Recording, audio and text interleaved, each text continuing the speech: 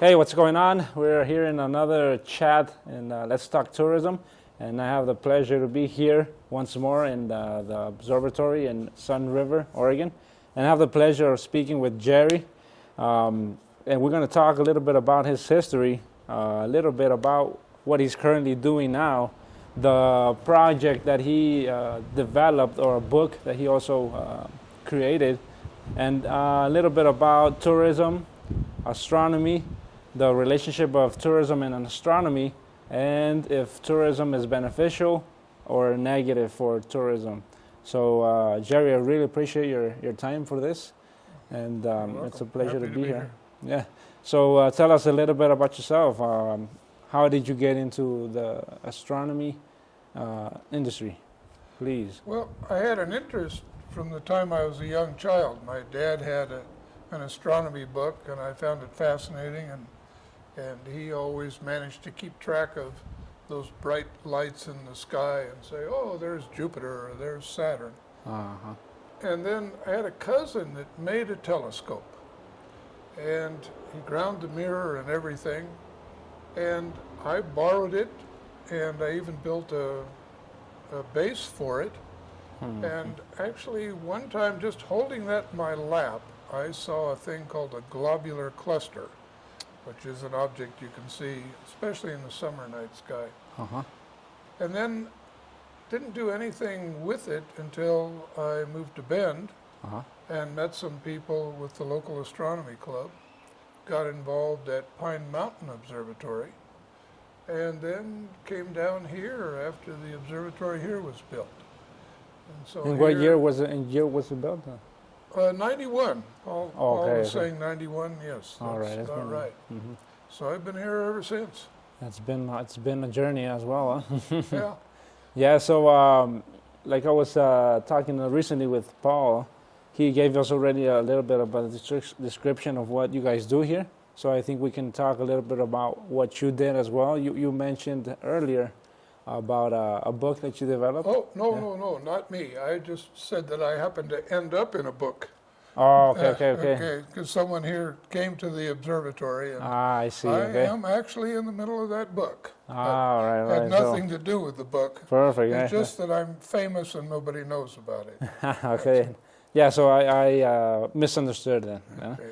Yeah, so what are you guys doing now? We can focus a little bit on astronomy.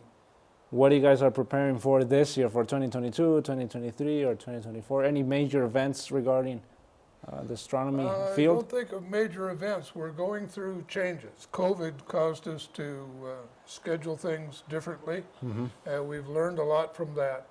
And Paul is involved in coming up with new ways that we can schedule people Mm-hmm. and our programs. So we're not sure what form these things are going to take, but I'm sure it'll be fun. Mm-hmm.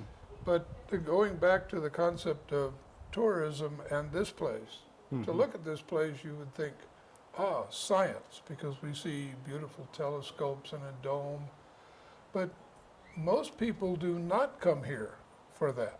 People come to Sunriver because they heard about it from somebody.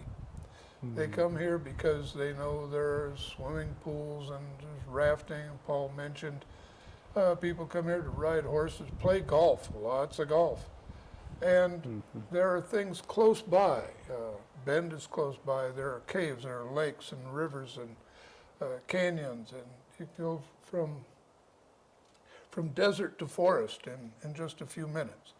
So, but while people are here, they look for things to do. And they find us. Sometimes it takes them years to find us, but they find us. And then once they've found us, once they have seen what we see, once they've had a chance to know that this is possible, they often tell us that this is the thing they enjoy the most here at Sunriver. So it doesn't make scientists out of them, but it makes them interested in the night. And sometimes people will go home and join astronomy clubs. They may come back here and set up their own scopes and help us entertain the people. So I know we do change lives. And we don't hit people really hard with science. We let them have the experience of being out here under a clear, beautiful night sky and experience the beauty and the awe and the wonder that that brings about. It's good for them. Yes, yes, because obviously when you're a tourist, you don't have the technicisms of scientists, and you just want to experience Yes. another view. And here, especially in Sunriver, there are a few things you can do outside of the resort, in my opinion. Yes. So that's a really good compliment. That's how I came here as well. I visited here at Sunriver, but I was curious to ask, what else can you do? So they mentioned me, hey, come over here to the observatory. There's something you can do. And then from the people in Sunriver Resort, they sent me here, and that's why we're here, you know. Yeah. So that's very interesting that you mentioned it as well. And hopefully more people can visit because the place exists, not because of the resort, which I think benefits you guys as well. Well, yeah, that's fine. If they want to come here specifically for us, Yes. that's great. It gives them plenty to do during the day. Uh-huh. And like I say, from desert At to night. forest, it's all available close by here. But I really like what happens when people come here and we're kind of a surprise and they leave with a different attitude. It's very healthy. Yes, and regarding to tourism, do you think that it's beneficial, or does it have its side effects as well in the short term and in the long run for any destination? You know. Well, the only fear for tourism in the long run, Paul kind of addressed as not a major fear here because we can't see that much growth close by. So this place is kind of protected. But growth can bring problems. But here, that's not a major issue. But the tourism itself brings a lot of people, in our case, from around the world. And we get a chance to interact with them, they get a chance to interact with us. It's learning on a lot of levels.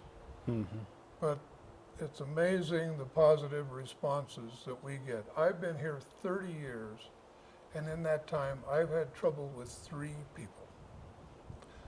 Wow. Everybody Once every else 10 years. is happy. And it's wonderful to deal with happy people. Of course, it makes your job much easier as well, huh? Yeah, it's always a joy here. Yeah, and when you come in here, you'll see all these fun facts and all of these data. You're curious to ask, yeah? You don't, Yes. and ask you guys as well, like from expert help, like, hey, what does this do? What does that mean? Yeah. How do you, for example, you have these telescopes here, and then one can look into it, and you guys also are very helpful and give information of what they're seeing as well, you know? Yeah, different times of the year, different times of the night, we can point scopes at different objects. And sometimes we're looking at planets, other times we're looking at the globular clusters I mentioned, or galaxies, or open star clusters, whatever it might be. Plus, now we have the magic of the laser light. And we take people out and we point the laser at various things in the sky, and we can say, here's this and here's that. And doesn't that group of stars look like one of these or one of those? And so it's not all just telescopes. It's the interaction with the beauty of the night. It is, and that is kind of something of this last question that I'm going to ask you is very different. Here in my hometown, my home state, Nayarit, in Mexico, they are barely in the process of focusing on astronomy and also having their own observatory. Yeah? I think hopefully in the next years they will. But I wanted to ask you what is the importance that an astronomy or focusing on astronomy, having an observatory, have or creates an impact on the society in general, on the town or the city or even the state where it develops? How does it contribute, you know? You mentioned a little bit about getting people interested and things of that nature, but what do you think? Well, that's fascinating because Paul mentioned if you're going to do this, then up front start controlling the lights, for instance, which would keep the entire area beautiful for night sky, not just the observatory area. And then when people are looking up at the night, they are looking up at what our ancestors saw years and years ago. and it made them think. Because down here they saw growth and destruction, they saw birth and death, they saw illness, they saw all this change. And up there, everything stayed the same.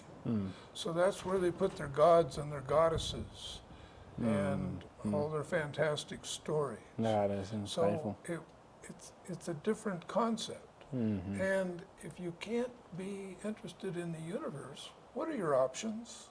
Nothing else, huh? That is that is a good point. We end up learning that we're a very small part of something much, much bigger than we are. And we are probably not the reason for it all. And that's a healthy attitude. Yes, that's it brings meaning, huh, to what we're doing here. Yeah. Paul, Jerry, really appreciate your time. Oh, I can see you're very welcome. insightful, huh? And hopefully, if you want to also visit here, the astronomy, like Paul mentioned in the other interview, definitely visit and get to know a little bit about the community, certain events they're doing as well, and also participate with these fellow friends as well. So hopefully you enjoyed the video, and we'll see you on the next one.